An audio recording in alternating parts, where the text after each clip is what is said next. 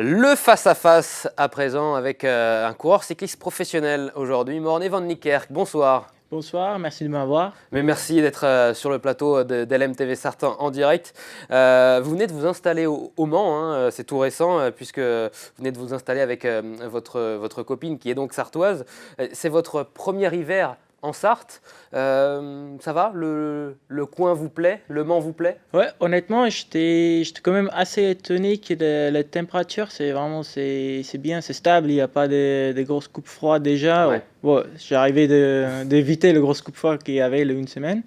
Mais sinon, après, c'est sympa pour aller rouler, il y a quoi faire, des parcours bien vallonnés. Et pour faire le foncier, je trouve que c'est vraiment assez de route Ouais. pour le faire. Donc c'est bien. Vous allez dans quel coin pour rouler Vous connaissez un petit peu Ouais. les villes qu'il y a en Sarthe, proche du Mans Oui. ou pas? Après avoir fait le circuit de la Sarthe en 2019 et Ouais. le Boucle de Mayenne en 2021-2022, je suis quand même assez attiré par le côté Sillé-les-Guillaumes Ouais. et Saint-Léonard-de-Bois et aussi le côté le Belvédère, les Alpes-Mancelles et le Mont de Valoir.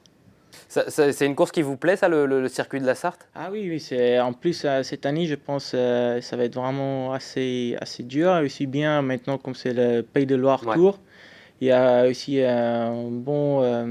différentes routes pour aller faire et de voir le Pays de Loire aussi. Et après le circuit de Sarthe, c'est très bien. Il y a toujours une étape pour tout le monde. Donc si le météo ça tient bien, normalement c'est bien. Donc Le région Pays de la Loire Tour qui se déroulera donc début avril. La dernière étape se termine au Mans. ouais, Faut gagner. ouais, donc heureusement on a quand même assez de Sartois numéros dans le peloton. Ouais. Et avec l'arrivée à Gazonfier, ça va être quand même assez costaud. J'ai entendu parler un petit peu de le circuit et ça va vraiment être un circuit qui va faire l'élimination. Alors vous avez peut-être une information que nous n'avons pas encore, c'est Radio la fin Peloton. à Gazonfier. Peut-être, on l'espère, ça serait historique de revenir à Gazonfier. On sait qu'il va y avoir un tour du circuit Bugatti, un tour du grand circuit des 24 heures du Mans, normalement, en fin de Ça, c'est parcours. nouveau pour moi.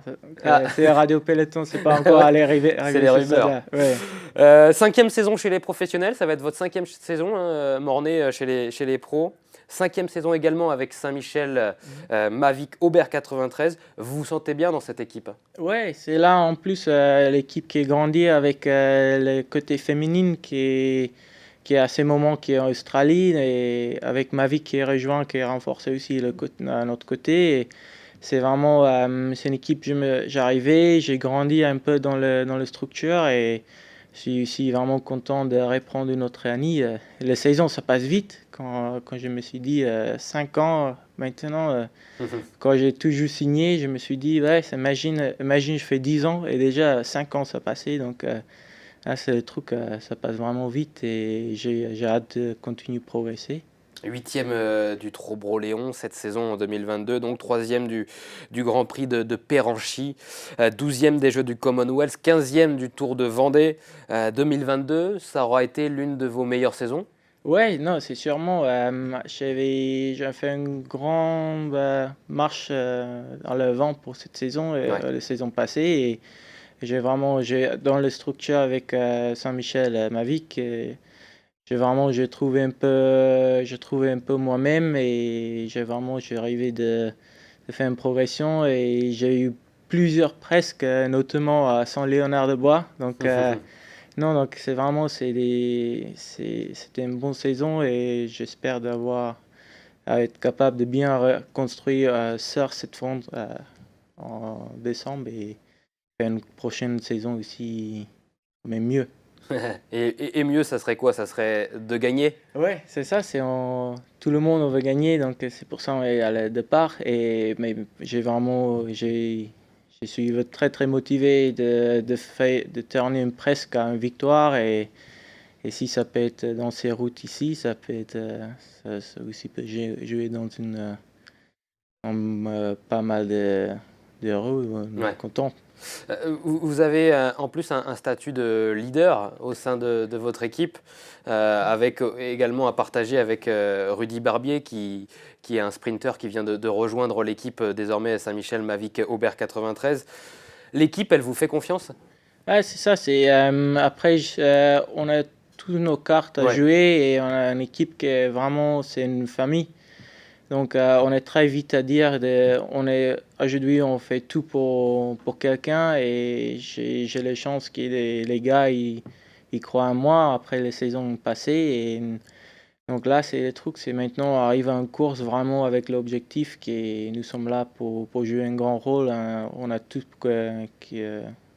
qu'il faut ouais. pour aller chercher une victoire, un résultat dans les plus grandes courses. Et je pense qu'on a montré ça avec une équipe qui, si c'était sprint, puncher, on était toujours là et on est toujours bien placé.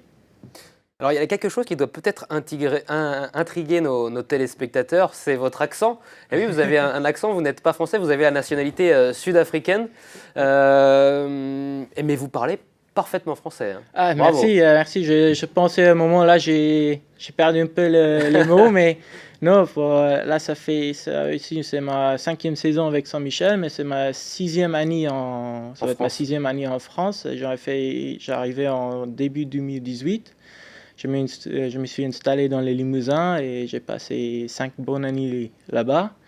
Et là, du coup, là, j'arrivais pour prendre un peu l'accent sartoise. Oui, il y a un petit accent, hein, on va vous apprendre.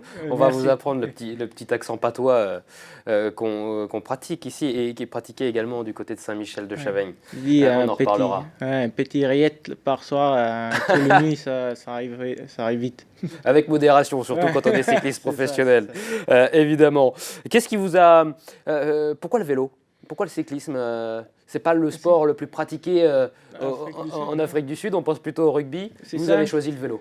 Depuis que j'étais jeune, j'ai toujours adoré le sport. J'ai fait plein de sports là-bas. En plus, nous avons un peu les structures comme aux États-Unis. Tu fais ton sport pour ton école. Ouais, Donc ça veut dire qu'on a vraiment beaucoup de choix au niveau de sport là, chez nous. C'est l'école qui soutient ça. Sauf que le vélo, ça formait pas part de cette structure-là. Mon père était cycliste. Donc, par contre, je ne me pas voyais du tout aller là-bas. Mon père m'a jamais dit fais mhm, le vélo. Ça arrivait vraiment un peu par hasard. ouais, L'histoire, qui est un peu drôle. C'était un jour, mon frère était malade et il était invité d'aller faire une tour de vélo avec Europcar, qui était venu en d'accord, Afrique du Sud pour faire le tour d'Afrique du Sud. d'accord. Notamment dans cette équipe-là, il y avait Tony Hurel, qui était ancien coéquipier, qui est maintenant mon directeur sportif. Qu'on connaît bien, qu'on a souvent reçu sur ce Ouais. plateau. Et du coup, mon frère était malade, il pouvait pas aller. Du coup, mon père m'a demandé si je veux pas le remplacer. Et je suis allé, j'étais allé rouler avec Tony, l'équipe Europcar. Et en entrant dans la voiture, je disais à mon père, bah, du coup, c'est vraiment une carrière de faire le vélo. Il dit, ouais, c'est grand. Et c'est parti de là, je me commence à m'intéresser en vélo. C'est 2011 et en 2012, j'ai pris le vélo et j'ai commencé à fond direct.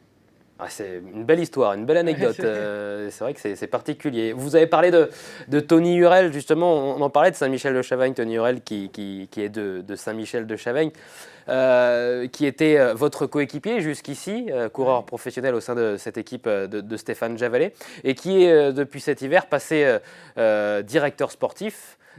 Il passe de coéquipier à votre directeur sportif. Vous entendez bien, il vous apporte beaucoup, Tony Hurel. Oui, il était capitaine de route. Donc, sur les vélos, parce qu'on a toujours un plan avant d'aller dans la Ouais. course. Mais si des choses ça change avec les météos, avec si les sentiments des coureurs et tout, Mm. c'était toujours lui qui était le premier relais qui décidait que quand on change, quand on s'implique un nouveau plan, quand on s'implique le vrai plan. Et donc, ça va juste changer le fait qu'il est plus sur le vélo avec nous. Là, maintenant, il va être dans la voiture et je pense dans les journées de grêle et pluie, il va être content avec ça. Mais il Mais, s'entraîne un peu quand même avec vous encore ou pas pour vous euh, montrer les routes? Là, à ce moment, j'ai pas beaucoup vu, mais c'était un peu avec toutes les formations il a un peu de rôle un peu partout à ce Ouais. moment. Mais du coup là, pas trop en ce moment, mais je pense qu'on va commencer, ça va pas tarder d'arriver le vélo sur la route. Merci beaucoup, Morné Merci, Van Antoine. Niekerk, d'avoir été notre invité face à face dans 72 Sports. On vous souhaite la meilleure saison 2023 possible avec une victoire. Et vous reviendrez nous présenter la coupe, le trophée ou le maillot. Parfait, merci. Merci beaucoup, Morné. Et puis nous, on se retrouve pour la 4e partie de 72 Sports avec un événement exceptionnel, les 24 heures virtuelles 2023. C'est ce week-end et ça sera diffusé, et oui, en direct sur les antennes d'LMTV, commenté par l'homme fantastique Bruno Van de Stick. Justement, on en parle tout de suite.